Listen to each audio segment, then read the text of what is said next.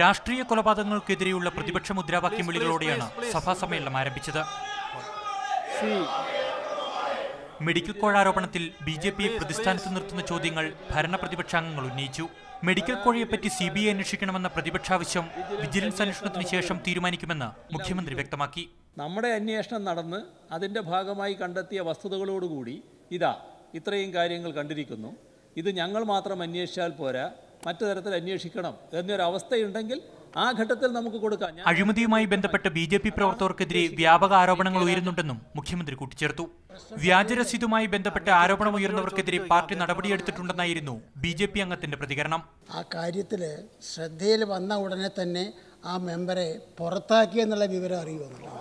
ശബരിമല വിമാനത്താവളത്തിനായി സർക്കാർ കണ്ടെത്തിയ Harrison estate സർക്കാർ ഭൂമിയാണെന്ന് മുഖ്യമന്ത്രി പിണറായി വിജയൻ നിയമസഭയെ രേഖാമൂലം അറിയിച്ചു.